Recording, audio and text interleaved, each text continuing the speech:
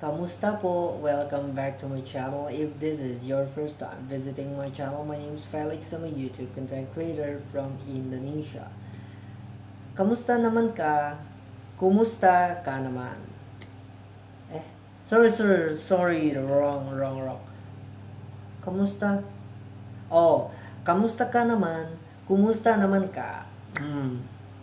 Ako si Felix from Indonesia.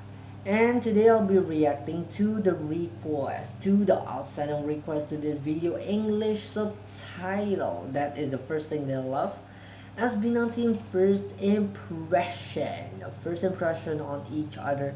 Annyeong Korea live special interview on 10 minutes 24 seconds. So without further ado, let's just go check it out. Let's react. Okay, 3, 2, 1, go. Sabi mo namin, Mabilisan lang, mabilisan. sino first mo na meet? Oh, wait. Sabi mo namin, Wait. sabi mo namin, Mabilisan lang, Will. mabilisan. sino first? We'll say one by one, just make it quick. Who did you first meet? Oh, first, syempre. First, of course, Stel. When I met him, I idolized him. Oh, idolized Stel. K-pop. You were already in the K-pop cover group. Oh yeah, Stel Sejun, right? Stel Sejun, Ken, if I'm not Kasi hindi mistaken. pa po ako nagpa-perform masyado. Hip-hop. Hip-hop lang po. He's still- Sobrang bait po ni Stel sa akin noon. Kuya pa po tawag. He still call me Kuya. Si Stel sa akin noon. Time na yan, ha? May respeto pa po. Pero He still had respect towards me, but now it's gone. Just kidding. Lol. Still called just Kuya, and now it's like gone. Bum. Like Josh. ngayon, Kuya wala- Josh.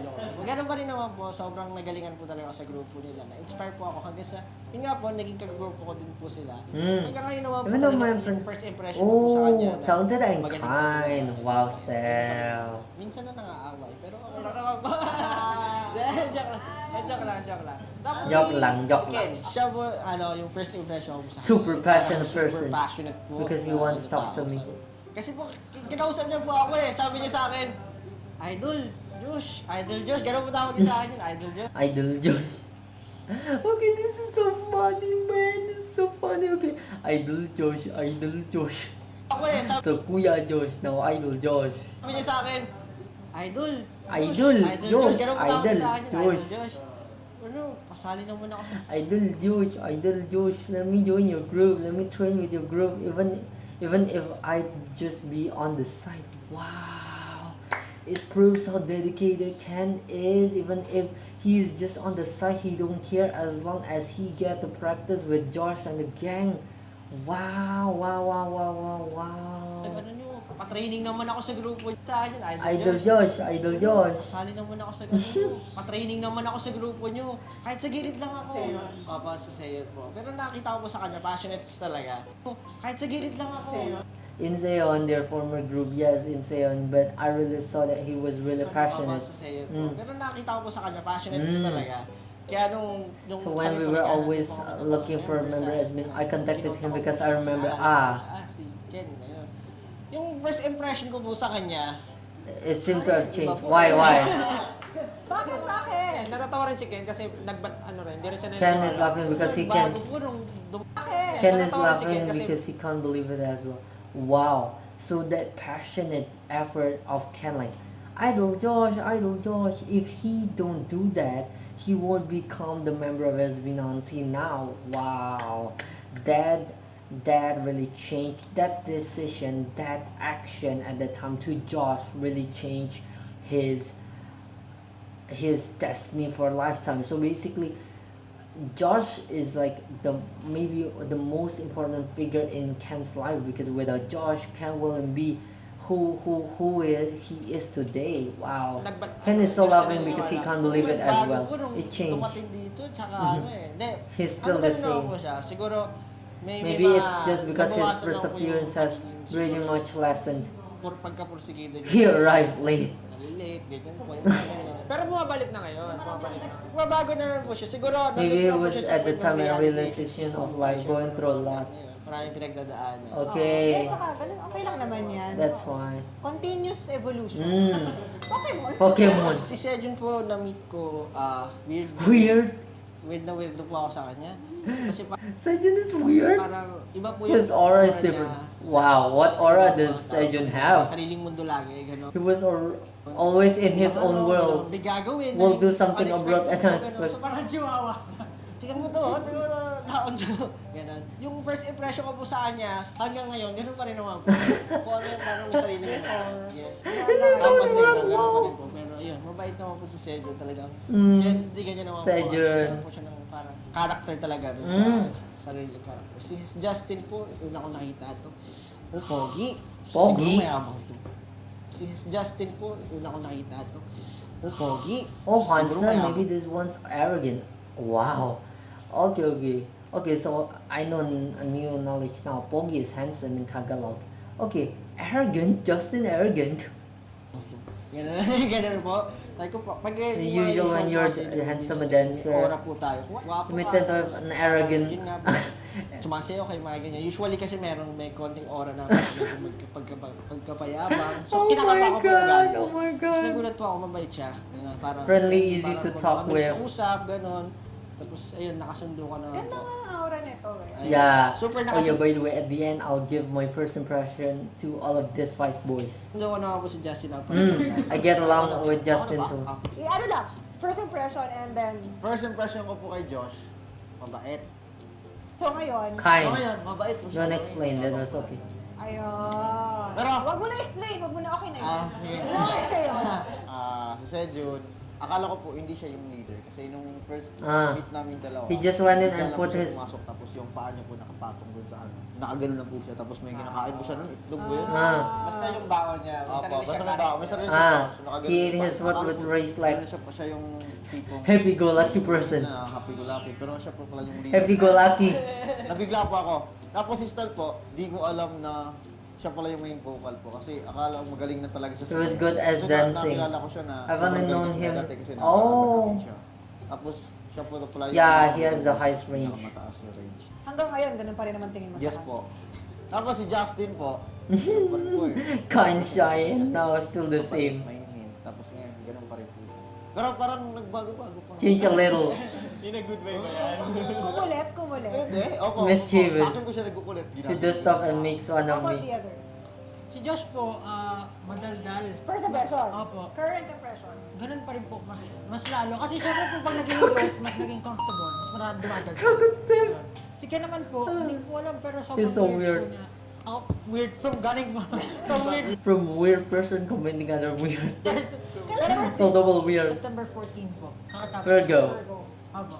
Tapos si Ken naman po, parang lagi siyang may sariling mundo, hindi po Yeah, siya right. sa- His Kumbaga, own world, nakakasama. his own world. Tapos siya lagi Sejun is naliwan. really Ganun correlate pa with rin naman po Ken, siya, I pero think. Mas nakakahalubilo na po. What? Ganun pa rin naman po He's siya, always pero mas separated. nakakahalubilo na po. Socialize.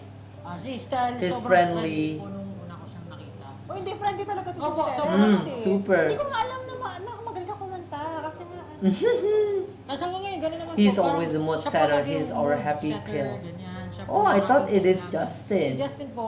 parang- Pure and innocent. The bunso, the youngest. Oh, no. Justin, he looked pure and innocent. But I found out he actually isn't. Oh, really? Wow, Justin is not innocent, lol. What is he hiding? Nalaman ko. oh my gosh, may bawal. May bawal. Huwag mo na-explain kung bakit. Yes, tell. Bilis ako naman po. Si Josh po, nung nakilala ko po. He was nice, timid. Mabait, mahinhin, ganun. Kinukuya-kuya ko po po yan. Kuya I still address him Kuya Josh every time we saw each other. Kuya Josh, but now no. nung nakilala ko po to, parang mabait, mahinhin, ganun. Kinukuya-kuya ko po yan. Kuya Josh. Kuya Josh. Po, pag nakikita kami. Kuya Josh. I just wanna say I'm really a nice person and now Sabi ko lang, mabait naman talaga ako. Bawal magpaliwanag sa pre... Sino ka magpaliwanag sa Tapos, nung nakilala ko po siya, tapos, nung naging ka-close ko na po siya, sabi ko, ay, ganito pala to?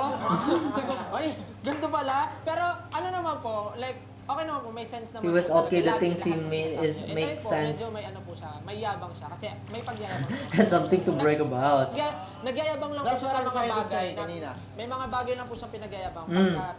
Karapat dapat ipagyabang. Parang gano'n po. Si Ken naman po, on Ken when I met him in cover group. Nung na-meet ko to dati sa cover group, parang sabi ko, feeling ko mayabang. Arrogant. Arrogant man, show off.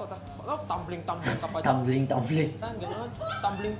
It's just so funny listening them to speak Tagalog. Tumbling. Tumbling pa to.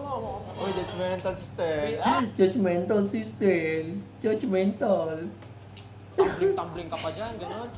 Tumbling pa to. Uy, that's mental step. Uy, judgmental sister. Judgmental po talaga ang sound. Kailan birthday mo? Tumbling pa to. I really am at first judgmental to Ken. Mental step. Judgmental po talaga ang sound. Kailan birthday When's your birthday? mo? June 6, Gemini. Oh, yeah. Gemini is like kinda normal for a Gemini to do that. Sa photoshoot dati, parang pag naglalakad ng siga-siga sa ano po, sa dance practice sa Anda, ang siga niya po maglakad. Anda, Jim! Anda, Jim, sabi ko, ang siga naman na ito, kala mo naman. What a show off. He thinks he's so good. Pero nung nakilala ko po, ay grabe kid. Nung nakilala ko po siya naging mag-click. When I got to know him, we clicked. At first, he quite weirded me out. I couldn't understand him. Kami. Nung una medyo na-weird. Already weird, arrogant. Duhan ko sa kanya, hindi ko siya maintindihan. Pero ngayon po, nagulat ako sa Funny. Mas maharot. I was surprised to learn that he's more naughty than me. He's more lively.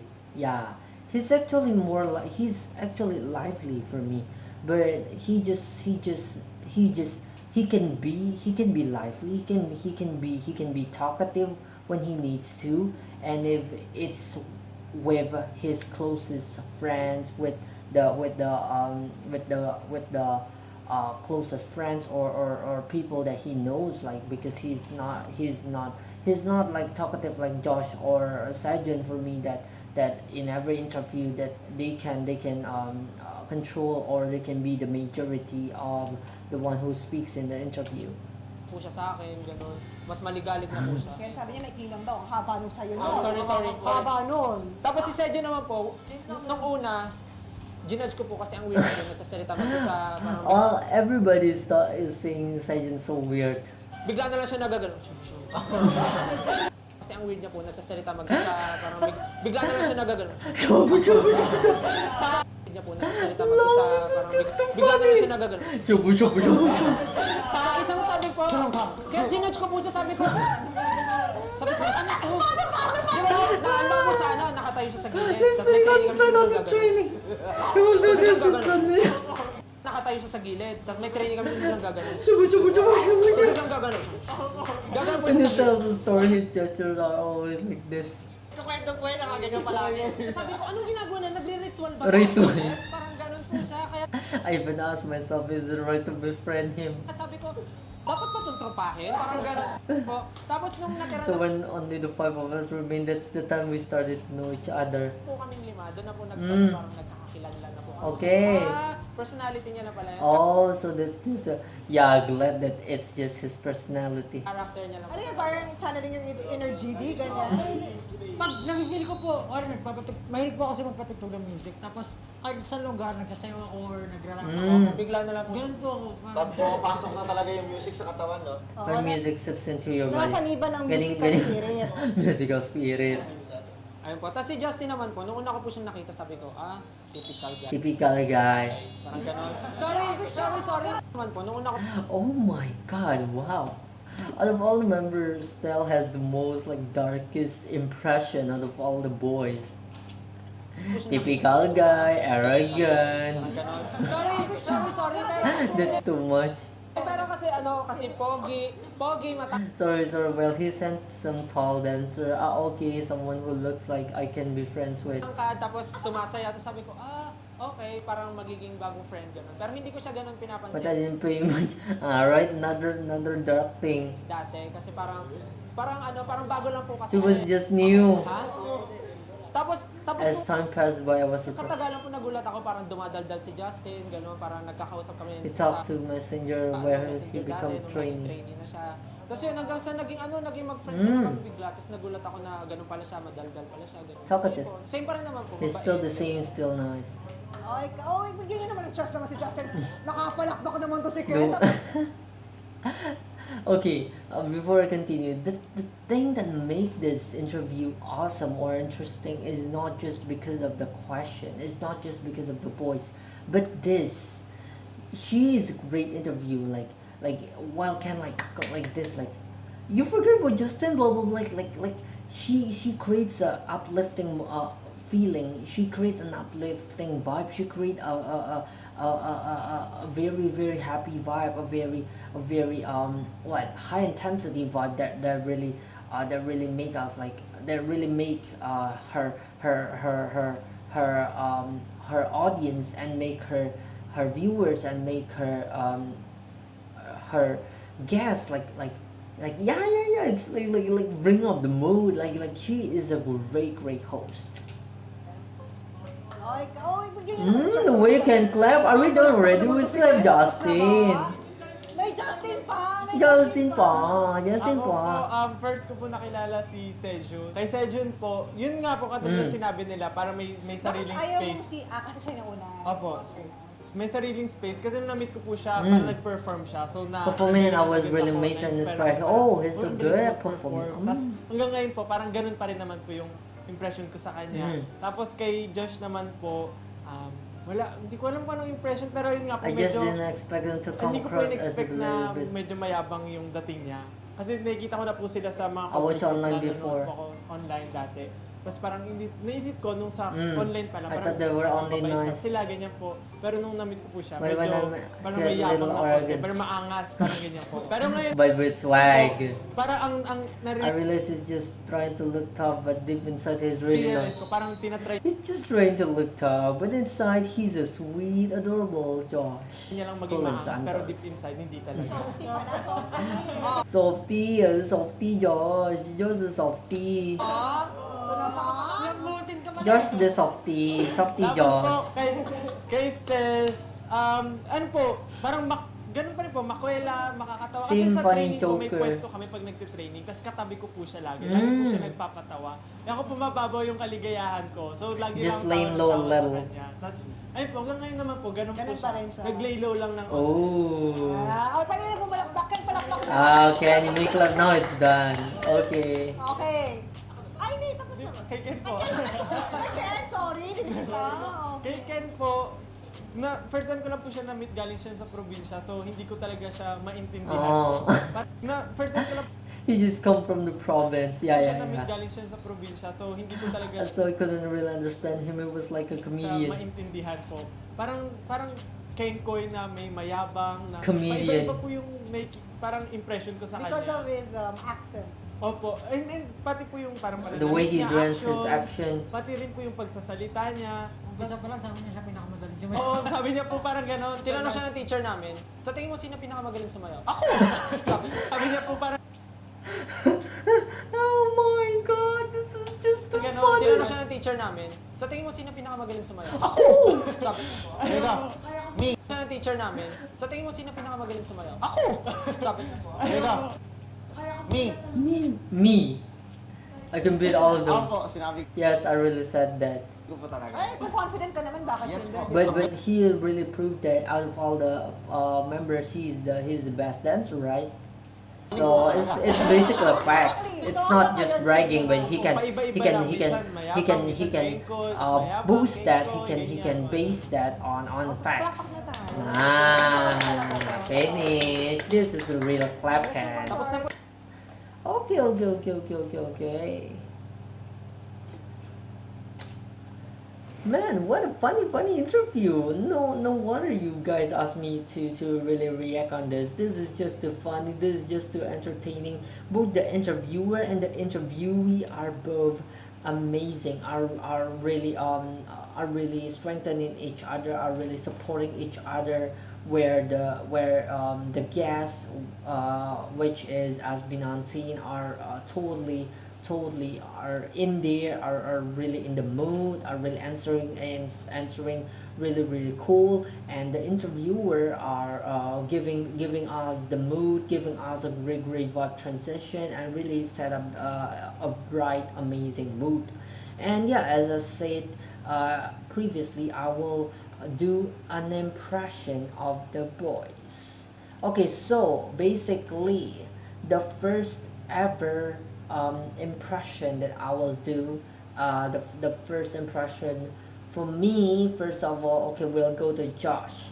Josh, for me, looking a little bit of arrogant, truly for me, just a little bit, just a tiny little bit, but um, this guy, I said like, okay, he's a little bit of arrogant, but he is like the out of the member for me. He's so cool. He's just cool, and maybe he's kind of like confident. He amongst the group has one of the biggest confident out of all the members in the group for me. Maybe I said I thought at the time like, oh, maybe it's because he's cool, he's confident of his of his physical appearance. He's like tall, he's also like he's able to sing, and yeah, he's just proud and just confident of himself. That is why he's like a little bit of arrogant. That's my first impression of Josh. For Ken, like Ken is obviously silent type, not like to talk, and like sometimes like a little dark and mystery, and like okay, this guy is kind of scary because like man, he's an artist, but he's don't like to talk. In an interview, if he wasn't asked, he will not talk. Man, like what's wrong with that guy? Is he shy? Is he don't like to talk? Is he moody? Is he a typical person in a mood? If he likes to talk, he'll talk. If he's not, he will not talk, or what? But he's a dope dancer, and he's a great dancer. And I just thought that if he can pour that energy of dancing in the way he talks, and create a better, or create us, or set a better mood when at times he needs to talk, it can create a better understanding of him. But as progress, as I watch Ken, I see like, oh, Ken is like me. Ken is like introvert. So when it comes to talking with my best friends, with the people that I know, that I am close with, I'm so talkative. But if I were to meet other people, meet new people, I would like, okay, I need to know what is the characteristic of these people, blah blah blah blah blah. So I won't talk much, but I will observe more. For about Josh, as the time progress, as I see, he is getting cooler and cooler, and then he is not arrogant. He's just his face is just like that. Maybe if he's on a serious mode, it's kind of like he's arrogant, or he's something like that. But no, it's just his face. But he's so funny. He's just so talkative, and he's just like, if it's in the class, it's just the student who brings up the mood. For Sejun, kind of same with Josh. Kind of look a little bit of an arrogant type guy, and he's like sometimes he's talkative, and sometimes he like holds the majority, because like most of the time Sejun is the center. Sejun is the center. In interview, 80% is Sejun. 80% is Sejun. So like, okay, boy, you need to share your question with the other members, man. And then, or but sometimes he can be talkative, but sometimes he can be so silent, like Ken. So like, okay, maybe he's a moody type like Ken. But as time passes, I see that Sejun is a very kind-hearted person. Sejun is very kind. Sejun is very funny as well, but he has his own time zone. But maybe he can be talkative, but at the same time he want to share the stage with the other boys. That's why he kept silent and give the time to the other member to speak, or to speak up. So yeah, he's a role model to the group. For Stella, he's my bias from the start. He have a great range of vocals. He is cool. He is like having a showmanship aura, like especially when he belts, when he hits the hi-hat voice. I just so love it. For me, Stella, not about the physical appearance, but he's more about the technical vocal skills, that I really love. The set of skills that really amazed me first time. For Justin for me is like a pure, innocent, little, so kind, funny. At the first time, I thought that oh, it'll be same like Ken. He will be a type of like shy, won't talk much. But as the progress goes on, like oh, this guy is talkative. This guy is funny, as I state in the first, as I thought in my impression. But he's not a shy guy, but instead he is very talkative, and he is like the mood setter in the group besides Josh. So I think that's quite it for my first impression on the boys of SB19, on the members of SB19. So maraming salamat, ingat, ayo, and I'll be back on new reaction of SB19. So bye, stay safe guys, stay happy, and stay healthy.